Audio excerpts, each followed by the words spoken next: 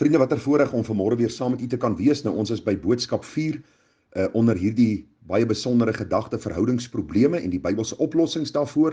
En is die gebed van my hart dat die Here ons ryklik sal seën terwyl ons vanmôre 'n bietjie gaan begin kyk na die huweliksverhouding, een van die belangrikste verhoudings wat die Here vir ons in die woord laat opteken het. Ons gaan bietjie saam lees daar uit Efesiërs die 5de hoofstuk en ons gaan so 'n bietjie praat oor hierdie gedagte waar die Here sê dat die man sy vader en sy moeder moet verlaat, sy vrou aankleef en hulle twee moet een vlees word. Kom ons word stil, dan doen ons 'n kort gebed saam.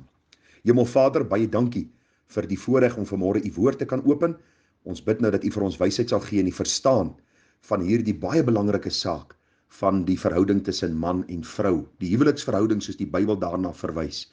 En mag u vir ons wysheid gee om dan dit uit te leef wat u vir ons in gedagte het, sodat ons ware vervulling in ons lewens kan vind, in ons verhoudings, en u ook sodoende kan verheerlik. Ons bid dit in u naam en ons bid dit met dankseggings. Amen.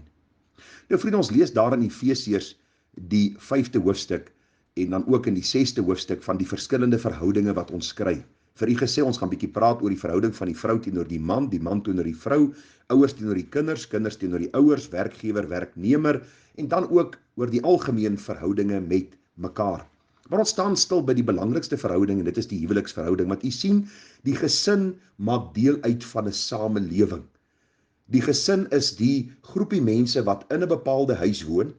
Dis eers man en vrou, dan is daar kinders wat gebore word en hulle gaan uit in die samelewing en hulle moet hulle rol vervul, soos die woord dit vir ons ook dan baie duidelik opgeteken het. Ons elkeen gaan rekenskap gee van ons lewe. Daarom kom die Here en hy maak baie van die huweliksverhouding, want dit is die oorsprong. Want die Here sê vir Adam en Eva, wees vrugbaar en vermeerder en vul die aarde. En so sien ons ook dat ons vandag die produk is van Adam en Eva, wat gehoorsaam was aan die Here, later Noag en sy gesin, en ons is vandag hier, en die Here sê, eintlik het hy ons almal geskape, dan uit een bloed om hom te verheerlik, en dan eer op sy naam te bring. Nou, ons gaan vanmôre 'n bietjie kyk na die huweliksverhouding. Die huweliksverhouding is onder die spervuur vandag. Vriende, ons beleef baie dinge wat vandag gesê word as dit kom by die huweliksverhouding. In die eerste plek sê mense, man, die Bybel weet nie regtig wat aangaan in die 21ste eeu nie. Nou, ek wil net gou vir u sê dat Paulus presies dieselfde beleef het as wat ek en jy beleef het. Ek wil vir u sê, ons het miskien tegnologies vooruit gegaan, maar ons harte is net so sondig en bedrieglik soos die mense in die tyd van die apostel Paulus. U sien, in die tyd van die apostel Paulus was daar ook konflik gewees tussen mense, tussen man en tussen vroue. Daar was egskeidings, daar was probleme met bure, daar was probleme met werkskollegas, met skoonfamilie. Daar was soveel probleme gewees, vriende. Daar was afgodediens, prostitusie, feministiese bewegings, korrupte staatsamptenare, oneerlike besigheidsmanne, stoute kinders, ontroue mans en ontroue vroue. En ek wil vir u sê, alles was presies dieselfde as in ons tyd. U moet nie dink omdat ons tegnologies vooruit gegaan het, dat ons nou heeltemal 'n metamorfose ondergaan het nie. Ons is nog steeds mens in ons wese, sondaars van nature geneig tot die kwaad, en daarom moet ons sien dat God se woord die enigste boek ter wêreld is, wat deur die Heilige Gees geïnspireer is, wat God se hart aan ons kom openbaar, wat vir ons kan kom leer hoe om ons verhoudingsprobleme dan te herstel en ons lewens in te rig om God te verheerlik. Die tweede gedagte wat ek net vir u wil noem, baie mense sê vandag vir jou, man, die huwelik tussen 'n man en 'n vrou is nie die enigste huwelik wat daar is nie.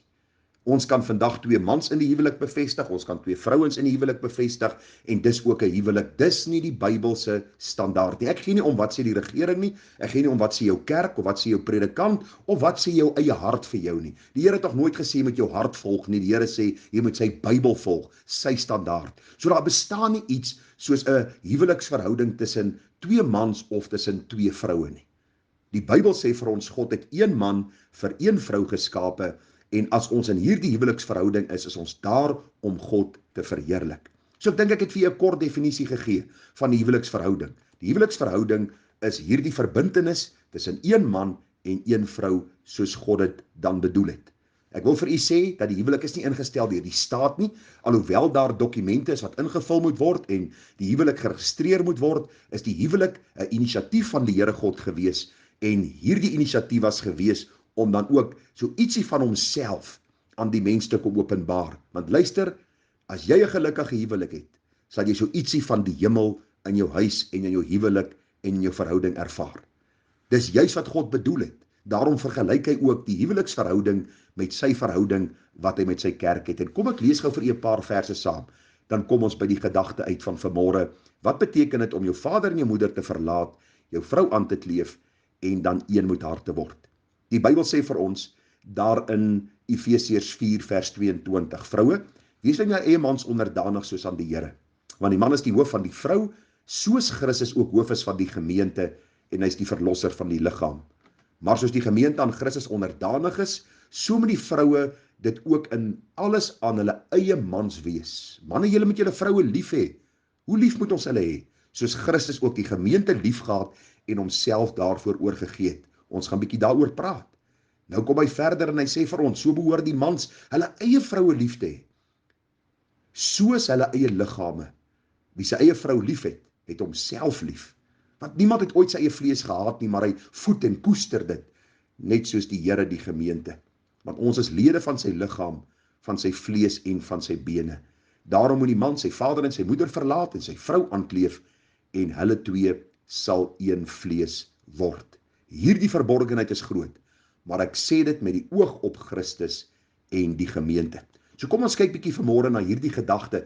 Wat beteken dit om te verlaat, aan te kleef en een te word? Nou net so ietsie vir u om te onthou, vriende. In hierdie wêreld ken ons almal nou die wiskundige som van 1 + 1 is 2. Maar ek wil vir u sê, die Bybel kom en hy gee vir ons 'n ander antwoord wanneer dit kom by die huweliksverhouding. In die huweliksverhouding is 1 + 1 1. Die Here sê die man sal sy vader en sy moeder verlaat, hy sal sy vrou aankleef en hulle twee sal een wees.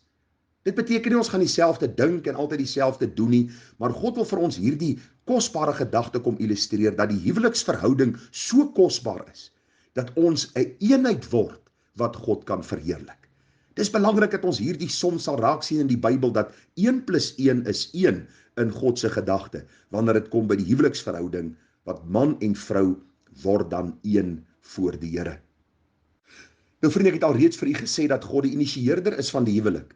Ons lees baie duidelik in Genesis 2 vers 7 dat die Here God die mens geformeer het uit die stof van die aarde en het 'n lewende siel geword. Die Bybel sê dat die Here dan ook vir die mens, die man Adam, die opdrag gegee het om name te gee aan die diere en die voëls van die hemel en die diere van die veld, maar die Bybel sê daar in Genesis 2 vers 20, maar vir die mens het hy geen hulp gevind wat by hom pas nie. Net so gedagte gou hier. Dit slaan die evolusie leer vir 'n 6. Nadat Adam vir al die diere 'n naam gegee het, vir die gorilla, vir die sjimpansee, vir al hierdie diere 'n naam gegee het, was daar nie iemand wat by hom gepas het nie. So ons is nie die produk van evolusie nie. Ons het nie uit 'n eensellige dier voortgekom en oor miljoene jare geëvolueer tot waar ons vandag is nie. God het ons geskape as mens, ons heers oor sy skepping, ons heers oor die diere. Hulle is ondergeskik gestel aan ons. Daarom sê die Bybel vir ons dat die Here vir Adam geen hulp uit die diereryk gevind het nie. Daarom sê vers 21, toe die Here God 'n diepe slaap op die mens laat val en terwyl hy slaap, het hy een van sy ribbebene geneem en die plek daarvan met vlees toegemaak. En die Here God bou die rib wat hy van die mens geneem het tot 'n vrou en bring haar na die mens. En die Bybel sê vir ons vriende in vers 23, toe sê die mens, dis nou eintlik been van my gebeente en vlees van my vlees, sy sal manin genoem word, want sy is uit die man geneem. Nou in die Hebreëus vriende staan hierdie gedagte van Adam eintlik as dat Adam liries geraak het toe hy vir Eva sien. Luister, hy het al die diere genoem. Hy het die sjimpansee en die kameelperd en die renoster en die olifant genoem en hy het al die diere genoem en hier's Adam. Hy het niemand gekry wat by hom pas nie. En die Here maak hom aan die slaap en die Here vorm hierdie vrou uit sy rib en die Here bring haar na Adam toe en Adam raak liries. Die Hebreëse taal wat vir ons sê, hy het amper 'n gedig aan haar voorgedraai. Daar was so oorweldigende blydskap in sy hart toe die Here vir hom hierdie geskenk gegee het, dat Adam in opgewondenheid Eva by hom geneem het. En die opdrag kom, daarom sal die man sy vader en sy moeder verlaat, sy vrou aankleef en hulle sal een vlees word. Daarom wil ek hê, jy moet onthou, dat wanneer ons 'n vrou gevind het, het ons iets goeds gevind. As jy 'n man gevind het, na die hart van God, het jy iets goeds gevind. Daarom is die huwelikverhouding so belangrik en gaan ons konsentreer vir môre en dan ook môreoggend oor die gedagte van verlaat die gedagte van aankleef en die gedagte van een word. Ek sien die tyd het nou redelik uitgeloop. Ek wil net een gedagte in u midde laat. As u vanmôre met huweliksprobleme sukkel, dink aan die dag toe jy daardie vrou die eerste keer gesien het, toe jy haar ontmoet het. Waarom het jy haar getrou? Was jy nie lief vir haar nie? Was daar nie iets in jou wese wat opgewonde geraak het as jy haar sien nie? Waarom is dit vandag nie meer so nie? Ons gaan bietjie Bybels na hierdie saak kyk en sien waar die leemtes lê. En is die gebed van my hart dat die Here vir ons met wysheid sal bekragtig. Vriende, vir jou en vir my, wat ons staan in hierdie kosbare verhouding as ons getroud is. Miskien is jy nog op pad na hierdie huwelik en jy het miskien hierdie man of vrou ontmoet en is die gebed van my hart dat jy Bybels na hierdie dinge sal kyk om God dan te verheerlik. Mag hy ons genade gee. Ek sien ongelukkig hierdie tyd uitgehardloop. Ons praat môre oor die gedagte van verlaat, aankleef en hulle sal een wees. Groete vir u, mooi dag verder, Tara.